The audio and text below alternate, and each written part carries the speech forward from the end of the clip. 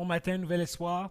Bon matin à tout le monde qui se connecte présentement d'Ottawa, d'Embrun, de Hull, Chelsea, Wakefield, que ce soit de Montréal, de Brossard, Trois-Rivières, que tu sois en Europe, à Bruxelles, que tu sois sur Paris ou à Nantes, ou encore que tu sois en Italie ou à Kinshasa, Lomé, Lagos, Abidjan, nous te saluons. Merci. Merci de te connecter avec nous. C'est un privilège de te recevoir. Merci, parce qu'avec toi, c'est possible. Tu rends cela possible. Et vraiment, c'est un privilège de pouvoir connecter. C'est un privilège de pouvoir partager cette parole, cet évangile de vie qui donne espoir.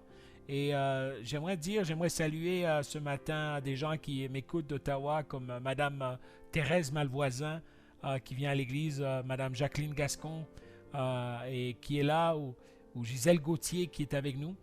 Et j'aimerais te dire ce matin que nous sommes dans cette série matinale qui parle de comment Jésus affronte la controverse d'aujourd'hui.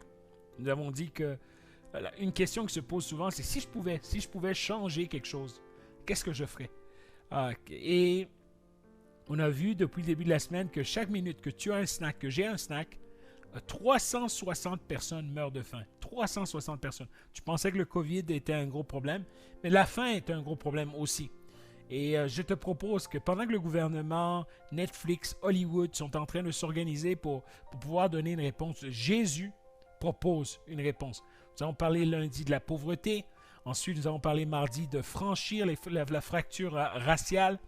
Et hier, nous avons parlé de gérer l'hypocrisie. L'hypocrisie est un grand problème.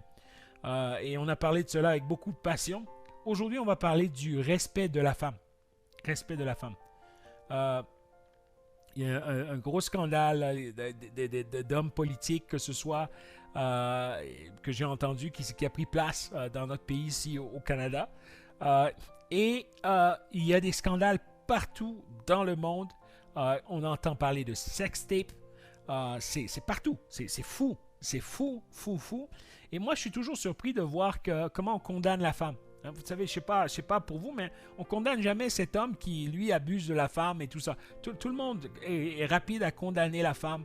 Pourquoi elle a fait ci, pourquoi elle voulait l'argent. Même des femmes qui condamnent la femme. Ça m'étonne. Des fois, je me dis, waouh, où sont les parents de cette femme qui est condamnée? Et vous savez, il y a même certaines personnes, puis là je le dirais, même certaines personnes qui sont dans le ministère. Et ils sont là, ils abusent des femmes, et on condamne la femme.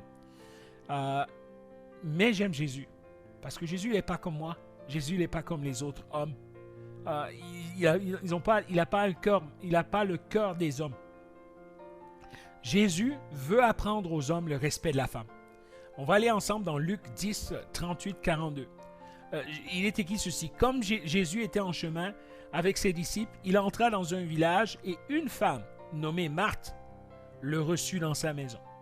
Elle avait une sœur nommée Marie qui, s'étant assise aux pieds du Seigneur, écoutait sa parole. Marthe était occupée à divers soins domestiques, survint et dit, « Seigneur, cela ne te fait rien que ma sœur me laisse seule pour servir? Dis-lui donc de venir m'aider. » Et le Seigneur répondit, « Marthe, Marthe, tu t'inquiètes pour peu de choses. Tu t'agites pour beaucoup de choses. Une seule chose est nécessaire. Marie a choisi la bonne part. » Alors, beaucoup de gens étudient ce texte en disant que Jésus voulait exprimer ici que ça ne sert à rien de bouger. Si lui est là, reste assis, écoute des messages. Ça serait une explication, mais une explication qui ne serait pas vraiment contextuelle. Le contexte ici, c'est que les femmes ne pouvaient pas s'asseoir et écouter le message de Jésus. C'était pas possible. Au temps de Jésus, une femme écoutait un message d'un homme. C'est pas parce que Jésus était chauvin ou c'était la société dans laquelle il grandissait. Dans cette société, les femmes étaient dans la cuisine, les hommes étaient en train de parler et recevoir l'enseignement. Et Jésus ici fait quelque chose de nouveau. Cette femme, Marie, est tellement intéressée par les enseignements de Jésus. Ces enseignements captivent Jésus. Et Jésus est en train de dire aux hommes et à Marthe autour, Marthe, tu peux t'asseoir. Marthe, toi aussi, tu peux venir. Toi aussi, tu peux écouter. Et ça me touche parce que Jésus avait une relation propre avec des femmes. Vous savez, les hommes ont un grand défi. Beaucoup d'hommes ne peuvent même pas avoir de relation propre avec des femmes sans avoir des pensées sexuelles. Aujourd'hui, on vit dans un monde qui est super, super sexuel. Et la femme, dans un monde hyper sexualisé, n'est pas en sécurité. La femme est souvent abusée.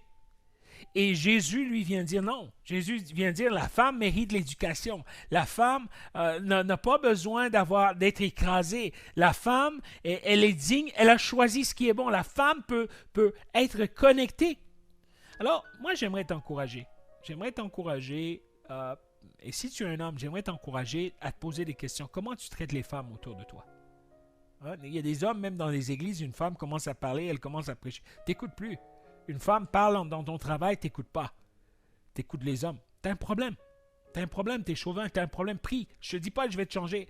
Va. Écoute, si t'es énervé par ce que je dis présentement, t'as un problème.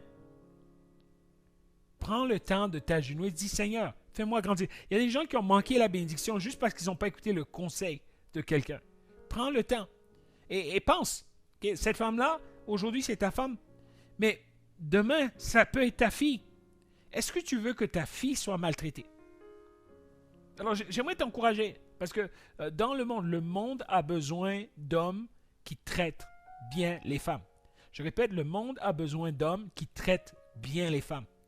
Une société qui traite bien la femme, c'est une société qui est appelée à évoluer. C'est une société qui est appelée à grandir. Une organisation qui traite bien les femmes, avec respect, qui leur donne une place, qui leur donne un mot. Nous, dimanche, on a le privilège d'avoir Pasteur Myriam qui va apporter le message. Soyez nombreux à écouter le message. Si dans votre cœur, vous dites, c'est une femme qui va parler, ok, moi, je ne veux pas entendre cela et tout ça, il y a un problème, tu as un problème. Demande à Jésus, demande au Saint-Esprit de travailler ton cœur. Et le Saint-Esprit va t'aider. Des fois, c'est des chaînes que tu as depuis l'enfance. Des fois, c'est culturel. Et quand j'ai culturel, je ne parle pas des cultures lointaines. Il y a beaucoup de personnes ici au Canada, beaucoup de Canadiens, qui ont des problèmes de chauvinisme. Le chauvinisme n'est pas une affaire de culture étrangère, c'est une affaire d'hommes. Alors, je vais prier ce matin. Prier pour les hommes qui vivent le chauvinisme. Je vais prier aussi pour les femmes qui ont été terrassées.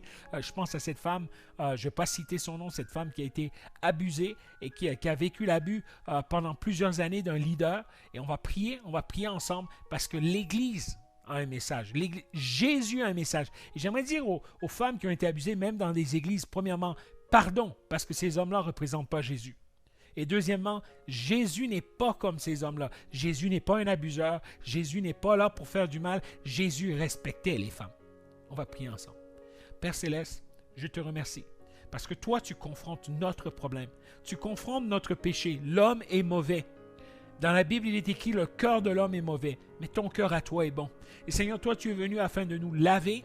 Tu es venu afin de changer notre perspective. Tu es venu afin de relever des hommes. Des hommes qui sont capables de se lever pour respecter la femme, pour la protéger, pour lui donner une place. Et Seigneur, ils ne le font pas de manière chauvinistique.